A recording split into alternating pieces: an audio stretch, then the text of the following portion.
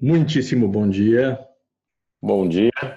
Eu disse ontem na Globo News que ia tomar um porre e ficar festejando por 48 horas. Eu não bebo e não bebi, mas É, é, é, mas estou de ressaca, então é como se tivesse bebido.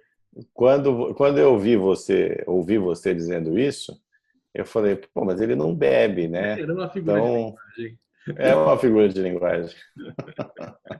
Não, a ressaca é total, né? Ressaca Não total só pela. o porre, obviamente, justificado, né? Porque para nós que acompanhamos a vida política brasileira ali dos últimos 35 anos, que acabou ontem, né? Na prática, o que começou com a abertura e com a eleição do Tancredo no colégio eleitoral acabou ontem. Toda aquela turma que veio naquele trem foi despejado e começa uma experiência nova, né? A gente não sabe como vai ser. Aquele pessoal a turma da Sorbonne foi substituída pela zagadolaria, né? Que é muito engraçado, eu acho divertida, né? Olhando ontem o Bolsonaro, aquele pessoal atrás, assim, parecia a zagadolaria. E que não Zagadolaria. é. Olha, dependendo da partida, Zagadolaria Epa! para frente, banda a bola É, para frente. claro, é isso, tem que chutar a bola pro mato, entendeu? Jogo de campeonato, é isso aí. Eu acho, a gente está dando um voto, evidentemente, aliás, não nós.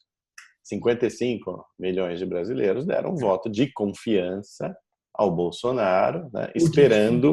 de desconfiança ao PT e ao Não, passado. de desconfiança. Aliás, eu acho que nem desconfiança, né? De crença de que não Certeza, dava mais. certeza. Certeza, de que não dava mais para continuar daquele jeito. É. Eu acho que o discurso do Bolsonaro, depois até ele voltou para completar, para falar em pacificação, foi um bom discurso. Eu não vi problema nenhum em ele agradecer a Deus, aquelas coisas todas, porque isso não significou que ele está misturando Estado laico com religião, uma bobagem sem tamanho. Né? Eu acho que isso é uma bobagem sem tamanho, acho que ele tem todo o direito de agradecer ao Deus dele, a qualquer Deus que seja, a Deus, porque o cara Era uma tomou uma referência facada. pessoal, no caso era uma referência pessoal, você O tem razão. pessoal, ele tomou uma facada. É. Escuta, que é isso? Né? Sobreviveu uma E facada. sobreviveu a uma facada, isso não é brincadeira. É. A verdade é que eu nunca vi uma campanha de difamação. Por mais que o Bolsonaro tenha falado besteira, os filhos dele sejam filhos desencapados, o Hamilton Mourão também, a campanha de difamação sofrida pelo Bolsonaro nesses últimos 70 dias É. de campanha, eu nunca vi isso, viu? Mesmo em 89, na Uhum. campanha Collor versus Lula, que também foi uma campanha pesada, teve a história da Miriam, não sei das quantas, lá, a mulher Cordeiro, dele, né? Comília Cordeiro, né? Mãe, não mulher, mãe da filha, que foi um ponto baixo e tudo mais. Mas, assim, ser chamado de anticristo, anti-ser humano, essa campanha internacional da esquerda mundial, né, contra o Uhum. Bolsonaro, As dizendo que ele é mentiras abertamente começaram racista, mesmo, né? né, As abertamente mentiras racista começaram com a ONU, com a candidatura. Claro, claro. Eles são muito articulados, né, Diogo? É.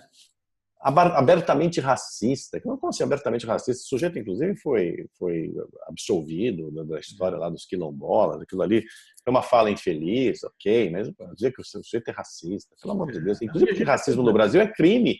É crime a gente está inafiançável. trabalhando com uma gente, uma organização criminosa, que elegeu o poste anterior do Lula com 1,4 bilhão de reais, boa parte dos quais Roubados. em propina, como confessado pelo braço direito do Lula, braço direito operador, arrecadador do Lula, Antônio Pallotti. 1,4 bilhão de reais. Quando a gente coloca as duas coisas, uma ao lado da outra, é óbvio que há uma Não, histeria. e Né? olha, o sujeito nunca, apesar de todas as declarações, ele nunca disse, ele Bolsonaro, nunca disse que ia governar contra a Constituição, acima da Constituição, ou ia abolir a Constituição, fazer constituinte.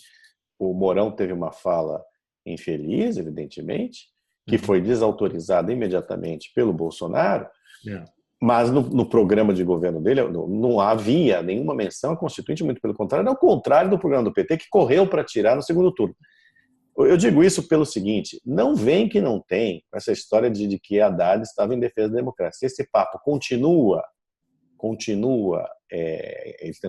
em evidência, eles continuam tentando manter essa conversinha mole, quando a gente sabe que o PT provavelmente, mesmo tirando do plano de governo a Constituinte, uma vez no governo, eles iam tentar fazer tudo o que eles retiraram do programa, ou seja, dominar o Ministério Público, controlar os tribunais superiores, eventualmente até mesmo fazer uma Constituinte, né? É uma gente absolutamente inconfiável.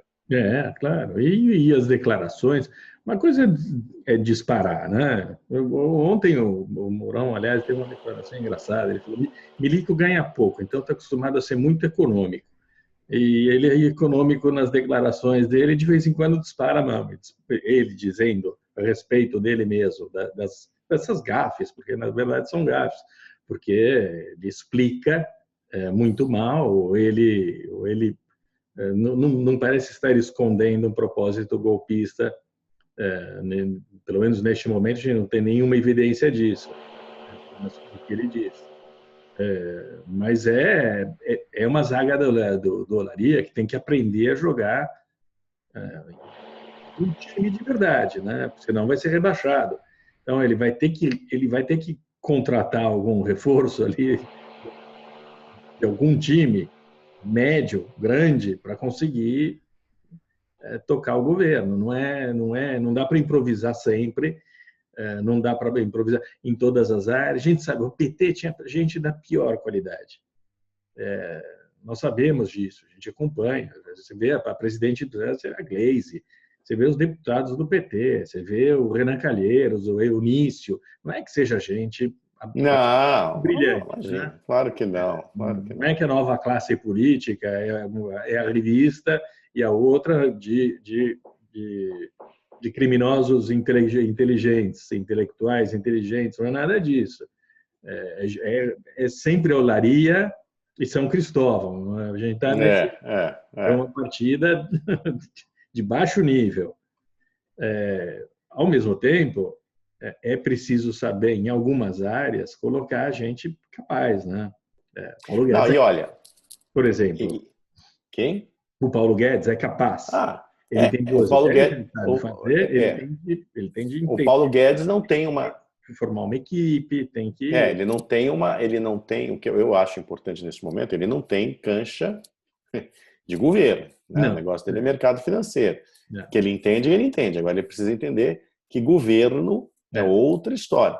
Outra história assim, tem outros tempos, tem que negociar. Eu acho importante se realmente eles conseguirem manter essa equipe, né? Como o Mansueto, como o Ilan, né? Na economia, porque além de dar a credibilidade, da credibilidade, dá robustez também, né? Para enfrentar politicamente, porque eles já estão acostumados com isso, inclusive. Né? Já tem uma experiência na administração pública. E eles já estão azeitados, quer dizer, eles conhecem as contas do governo, eles sabem o que precisa ser feito agora, imediatamente, eles estão lá dentro, né? Eles estão lidando com a questão fiscal há 2 anos, então eles sabem o que precisa ser feito e de que maneira precisa ser feito. O Mansueto é um super especialista, porque quando ele não era ainda um bambambam do Ministério da Fazenda, a gente conversava com ele para resolver dúvidas, questões sobre política fiscal e reforma previdenciária. Ele entende mais do que qualquer outro economista do Brasil, tanto quanto os melhores economistas brasileiros. Aí o Mansueto é um sujeito de primeiria. O Mansueto tem, por exemplo, tem estatura para ser ministro, evidentemente. É um bom ministro, não é... Sugeriu, né? Quando o Temer estava formando o ministério, nosso apoio em Mansueto. Mansueto é o melhor nome que você tem aí na frente. Agora, voltando a ontem, dois comportamentos chamaram a atenção, né? Para além do discurso do Bolsonaro, que o discurso, depois o complemento com a história da pacificação, Uhum. muito Que foi mais alvissareiros. importante do que o primeiro discurso, né? A ordem foi invertida. Não, o primeiro foi aquele live, né, que ele fez, que ali ficou um pouco assim, meio discurso para militância, ainda no espírito de campanha. Agora, dois aspectos. Haddad fez um discurso péssimo, ou seja, continuando, né, a toada de nós e eles, né, discurso de mal perdedor. Hoje deve ter pegado muito mal, porque ele fez um Twitter cumprimentando o presidente eleito. Deveria ter feito too late, eu devia ter feito ontem. Fazer depois do Putin, depois do Trump. Depois do Maduro, né? Depois do Maduro, né? Depois do Maduro até o Maduro, né? Fez uma média, quer dizer, não dá, né? Não é democrático. Depois, o que chamou também a minha atenção foi a elegância do Temer, né? O Temer, a despeito de todas as confusões judiciais envolvendo ele, todos os escorregões que ele deu, ele tem um comportamento ontem muito, aliás, vem tendo um comportamento muito bom, muito gentil, cordial e correto, né? E digamos, aqui entre nós, que ninguém nos ouça, mas ele entrega o país bem melhor do que ele pegou, né? Que ninguém nos ouça, eu espero que muita gente nos ouça. Entregou, mas isso assim, era uma coisa que já se esperava e a qual a gente nunca negou. Não, que poderia ter entregue melhor ainda se não fossem as confusões políticas. Se ele tivesse cercado melhor, tivesse tomado certos cuidados, né? Teria entregue melhor. Por exemplo, eu acho que a reforma da Previdência já poderia ter sido aprovada, não houvesse ele ter se metido naquelas confusões. Se melecado todo, se sujado. Melecado tudo. Porque também é aquilo, né? A gente sabia, eu aqui até, eu me lembro nessa reunião, eu fui muito enfático em dizer que a PGR era petista, é petista. Rodrigo Janot é petista, aliás, mostrou a cara, é petista. No entanto, ele podia ser o petista que fosse, se não tivesse uma coisa suja ali na mão, então aí não cabe a um jornalista ficar tentando varrer a sujeira para debaixo do tapete. Se tem sujeira, tem que mostrar e a gente tem que exigir explicações e providências. Né? Mas, de qualquer maneira, ele entrega assim. Foi a nossa objeção à reportagem da Folha de São Paulo. Né? Se eles tivessem mostrado um contrato do Bolsonaro intermediando a compra de um pacote de disparos com dinheiro de Caixa 2 para o WhatsApp, para falsear a eleição, etc., tudo bem. Claro, mas não tinha nada. Aquilo é uma não reportagem. No caso continua sendo até o momento. O Janot com Temer, digamos que não faltaram. Não faltaram. Não faltaram evidências. Né? Agora, de qualquer maneira, o país chega melhor. Eu acho que o Lula deve estar muito para todas as derrotas que ele sofreu. Ele esperava, ele sabia que ele ia pegar um país melhor do que o poste dele deixou. Já esperava isso, né? E agora, quem pode surfar nesta onda, que parece bem positiva, e até porque o discurso dele também ontem animou todo mundo, vai ser o Bolsonaro. Né? Eu espero que realmente ele consiga fazer um mínimo das reformas que pretende. Tem que fazer logo, tem que aproveitar que ele está no embalo dessa votação, que foi uma votação muito expressiva. Os caras, viu, Diogo? Muita gente veio falar, mas a pesquisa do Instituto Paraná estava dando 20 pontos. Tal. Sim, de fato, a última pesquisa dava 20 pontos, mas ela foi feita, e aí, veja, não estou aqui dando desculpa, só estou tentando entender. Né? Conversei com o Murilo Hidalgo, e ele falou, o que eu posso dizer a você é que essa pesquisa o campo dela terminou quinta-feira, no início da tarde. E entre quinta-feira e domingo, né, o que parece evidente, os números mostram, o PT conseguiu virar muito voto, milhões de votos, no Nordeste, principalmente. E você pode ver que as votações no Nordeste do Haddad, no segundo turno, atingiram os níveis históricos do PT, coisa que ele não havia atingido no primeiro turno. Né? Então, a Bahia virou única, a Bahia da Odebrecht, da OAS, do João Santana, do Jacques Wagner, do Gabriele. Essa Bahia aí conseguiu criar eles de fato são os sucessores do Antônio Carlos Magalhães. Agora, vai ter que surgir uma nova geração de políticos capaz de explodir o que existe por trás dessa turma. E foi uma campanha, a gente tem notícia, uma campanha no Nordeste especialmente suja, na base da campanha do medo, né, que eles são especialistas, né, então vai tirar isso, vai tirar aquilo, enfim, todos aqueles absurdos que falavam, mais o voto de cabresto, que infelizmente é uma realidade, não adianta negar, ele existe. Claro. Né? Então, assim, o partido do Grotão realmente conseguiu ali muito voto no Grotão. Diminuiu o Grotão brasileiro. Diminuiu o Grotão brasileiro. Mas ainda é. Agora, eles conseguiram o objetivo ali de ter perto de 45% dos votos, né? O que não significa nada se você não souber usar, porque o Aécio Neves chegou a 2,5 pontos da Dilma Rousseff, e hoje em dia quase não se elege deputado federal, 4 anos depois. Teve 51 milhões de votos, se não me engano, né, o Aécio, uma coisa assim. Mais até do que bateu na trave do São Cristóvão. Bateu na trave, também teve muito mais, 6 milhões de votos a mais, ou mais, 7. Eu lembro, 6 e 7 milhões de votos a mais do que o Haddad. Foi. E mesmo assim não conseguiu. Foi apertado, foi uma eleição apertadíssima. E hoje em dia não é nada. Então, o PT está nesse mesmo caminho, né? Porque Lula foi reduzido a nada, porque o cara vai continuar na cadeia. Daqui a poucos dias começa o Sérgio Moro a ouvir os depoimentos do segundo caso. Estão marcados para novembro, né? Início de novembro. Novembro, sobre a propina da Odebrecht. Isso daí vai explodir na cabeça do presidiário. Não é o único, nós teremos outros, mas esse daqui agora. Coincide com o fim da eleição, ou com a eleição do Bolsonaro, e tem ali em Curitiba uma autópsia do cadáver lulista, que já vai ser visto em outra ótica, né? Porque ele, de fato, agora é um passado que vai se tornar cada vez mais remoto.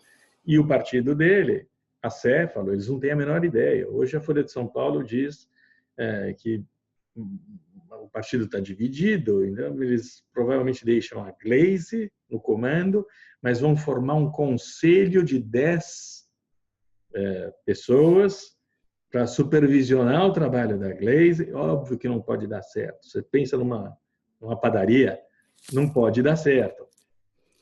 10 petistas, e provavelmente de 5 correntes diferentes, num conselho político.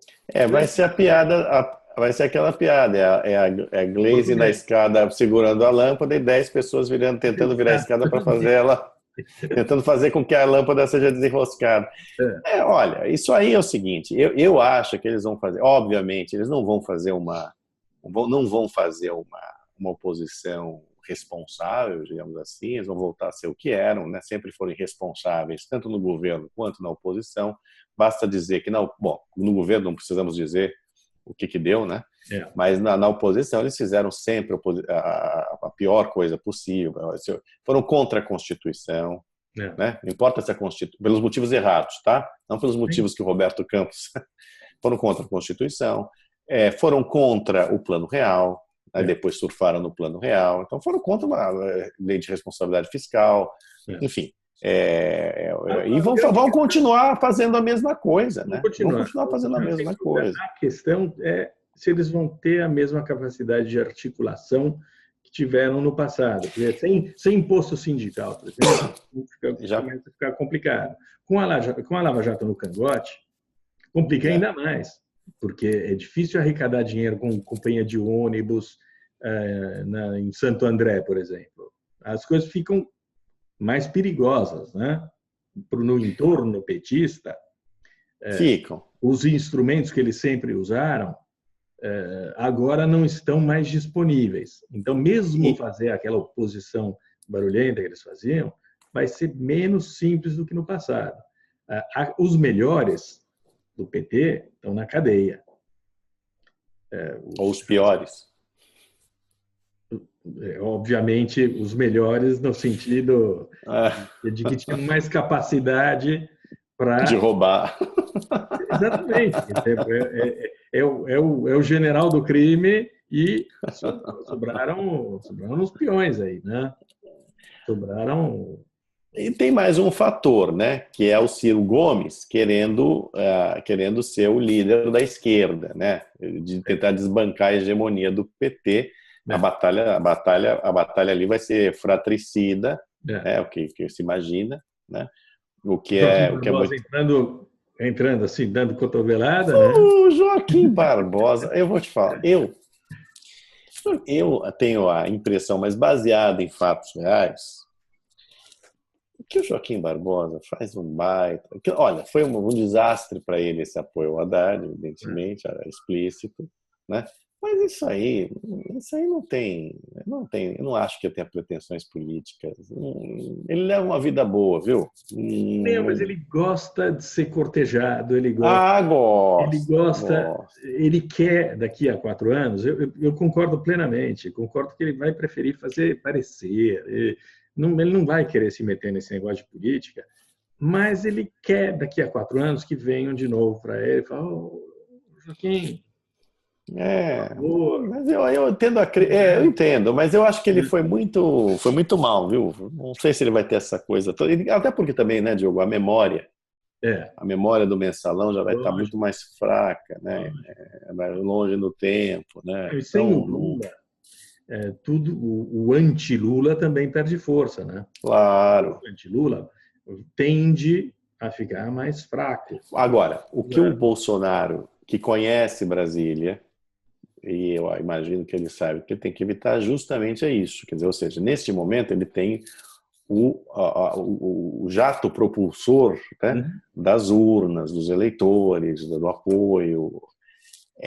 Mas ele não pode demorar para fazer as coisas porque a jiboia brasiliense, né, a jiboia da burocracia, do centrão, dos interesses escusos ou menores, talvez não tão escusos, mas menores, os lobistas, né?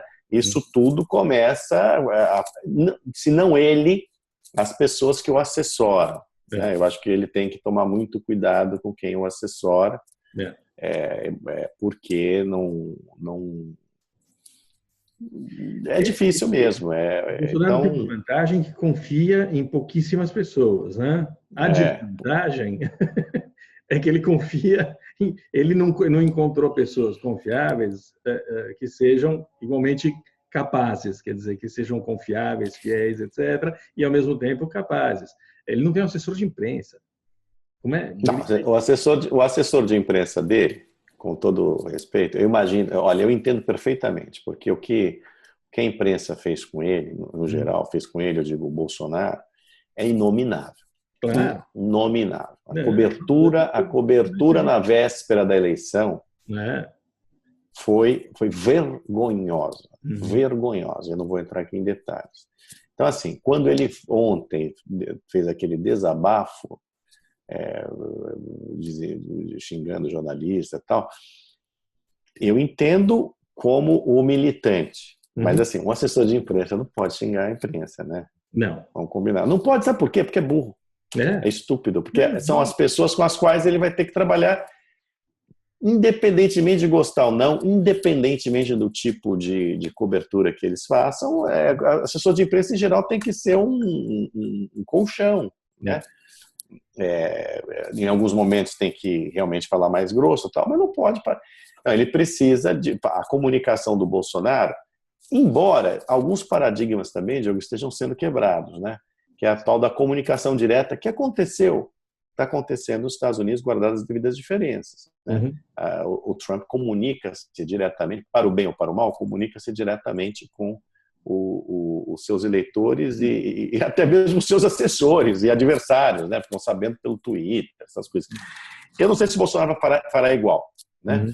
Mas também tem uma mudança de paradigma aí que a gente precisa ver o que vai acontecer exatamente. O que está claro para mim é que Bolsonaro se fez presidente a despeito da imprensa, Claro. né? A despeito dos meios tradicionais de comunicação. Sem dúvida. Né? Não, E isso deve ter um reflexo na maneira como ele vai se comunicar também ele como não deve presidente. absolutamente nada à imprensa. Nada, zero. Muito pelo contrário. Quando eu digo que ele precisa de um assessor de imprensa, é para facilitar o trabalho dele. Uhum. Para comunicar até os adversários da imprensa o que ele está fazendo e evitar esse desgaste inútil. Dizer, não, essa palavra aqui pega Agora, mais. é aquilo, né? Eu entendo também, né? Diogo, agora o cara assim, na boa, né? Vamos voltar. O cara nunca disse que ia desrespeitar a Constituição. Ele, jamais. Então, o que houve foram comentários infelizes daquele vice e comentários infelizes do filho. Né? Sim.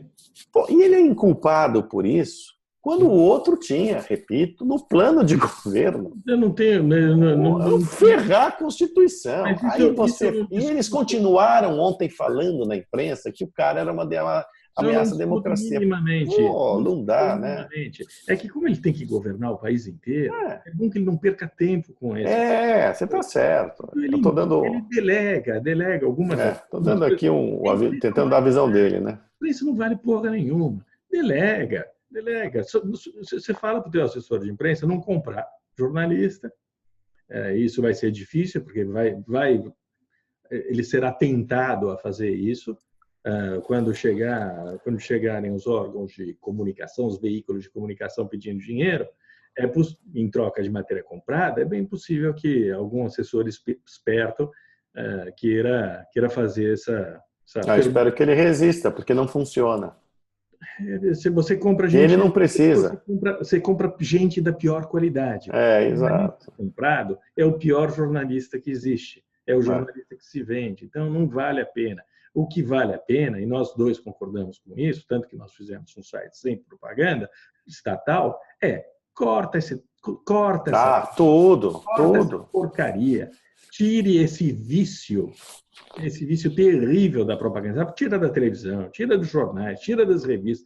Anuncia o essencial em editais. O resto, você usa o teu Twitter, o Bolsonaro, faz com o assessor de imprensa, faça uma comunicação inteligente, mas sem gastar dinheiro. Como ele foi eleito sem gastar dinheiro, ele pode governar sem gastar dinheiro. Claro, e pega esse dinheiro e põe. Professor. Para educação, para saúde. Educação. Joga na educação.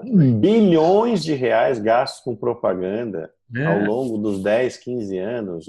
Isso é inominável. Para comprar Não, tem a compra direta, como o PT fez com esses blogueiros sujos aí que ficam ainda tentando lamear nossa reputação, mas também nos veículos oficiais não tem o menor sentido. Não tem o menor sentido.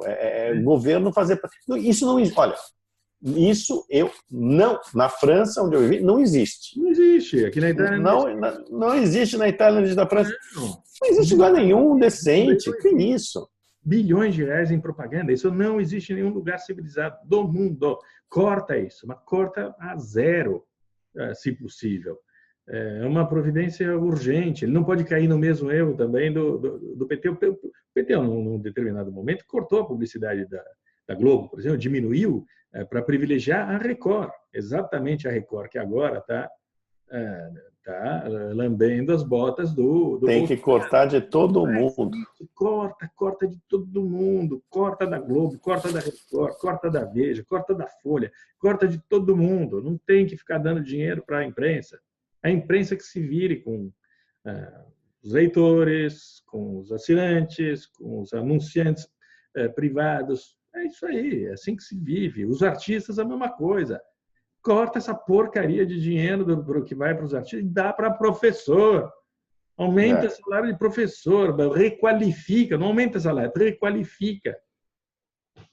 Professor, a gente tem uma população analfabeta. Não deixa o museu queimar também, né? É bom.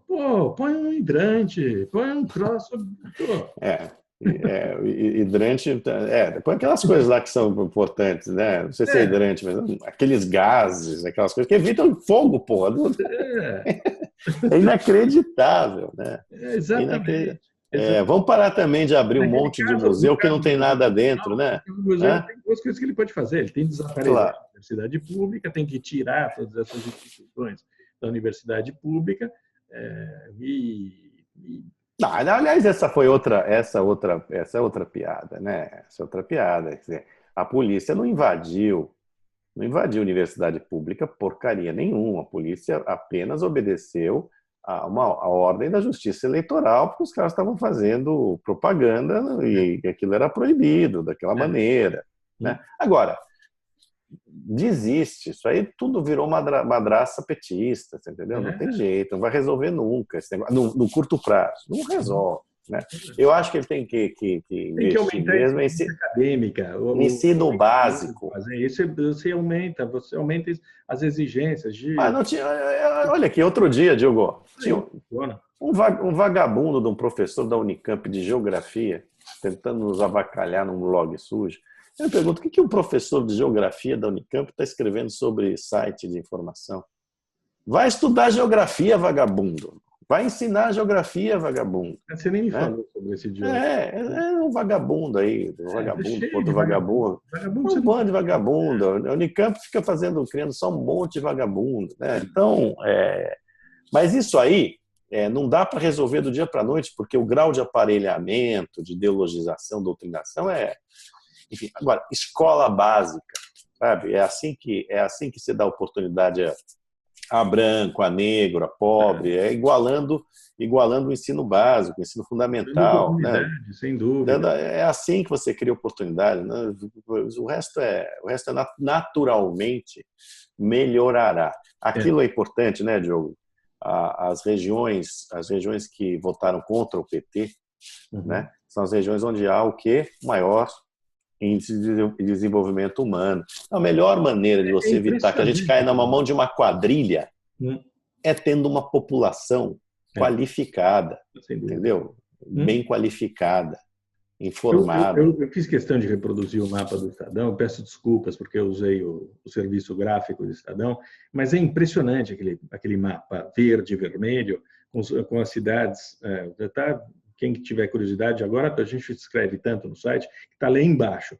Mas as cidades com IDH mais baixo que votaram no Haddad, as cidades com IDH mais alto que votaram no Bolsonaro, e não há nenhuma interconexão entre elas. É uma separação nítida, confirmando o que você disse. E isso não significa que gente mais rica votou no... Porque, claro, né? Lógico. Qual é a operação ideológica? Quer dizer, os ricos votaram no Bolsonaro e os pobres votaram no Haddad. Não é verdade.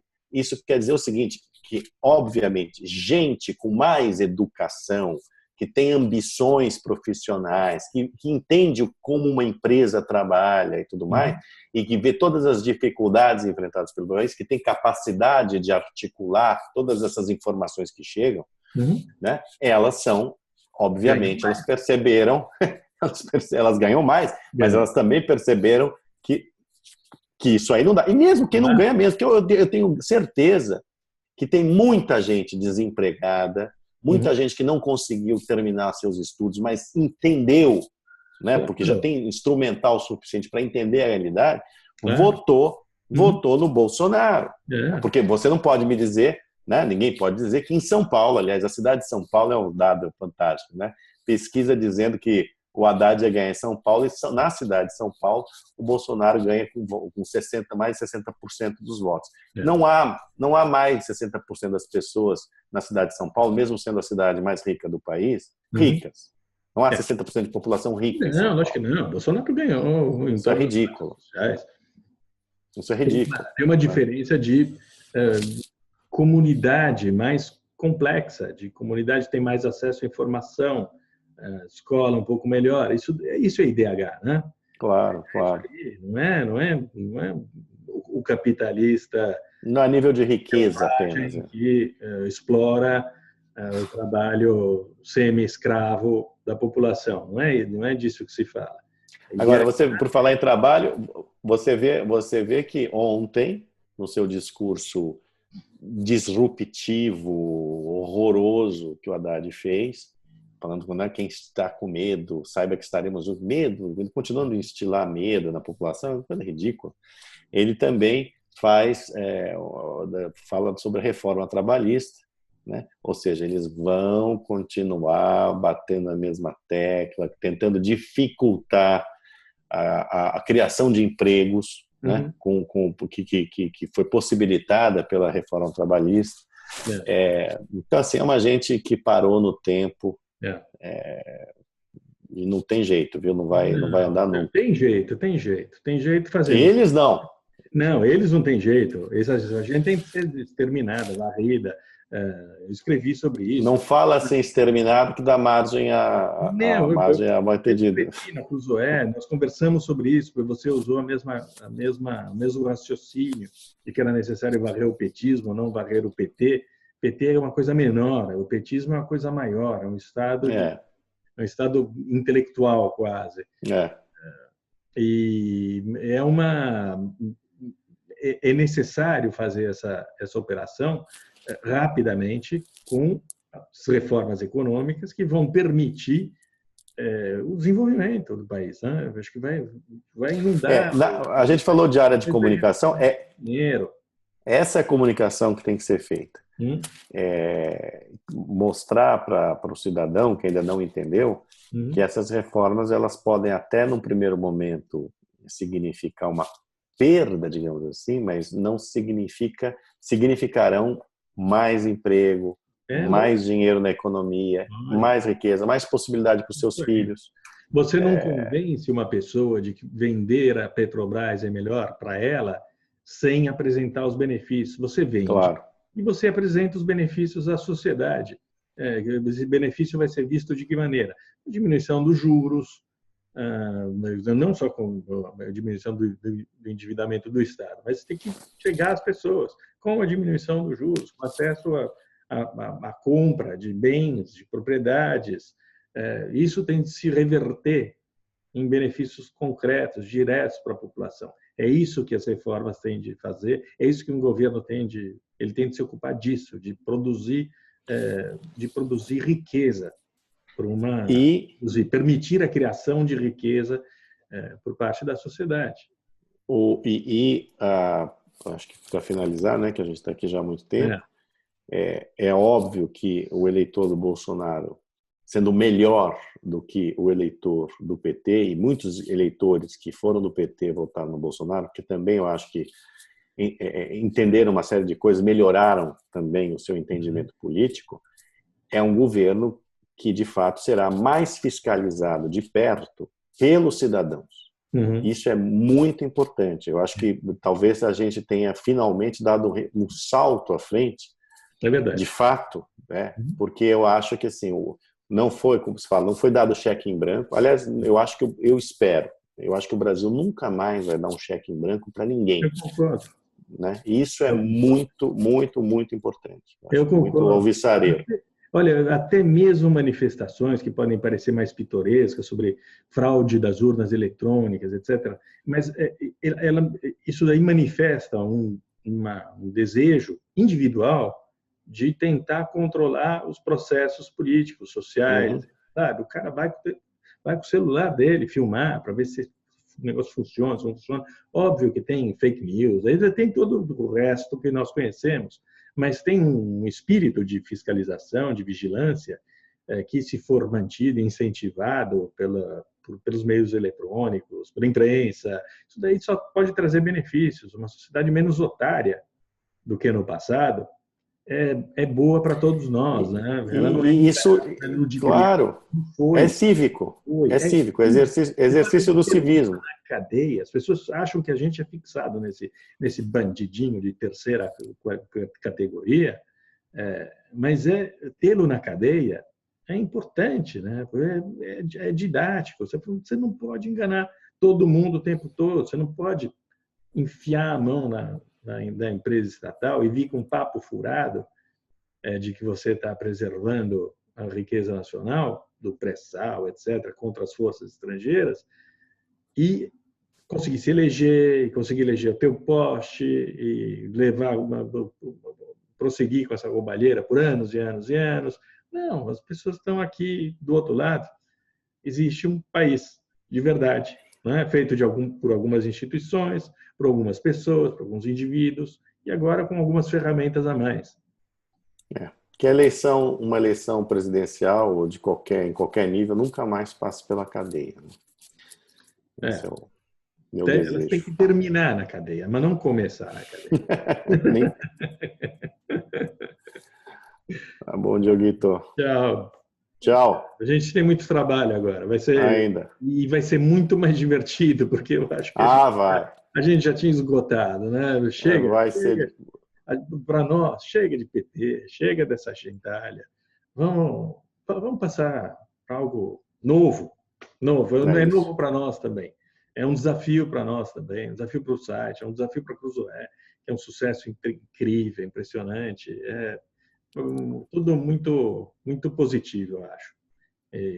Aqui está falando o Diogo de Porre ainda. Tá bom. Tchau, Dioguito. Tchau. Tchau, Marinho. Tchau.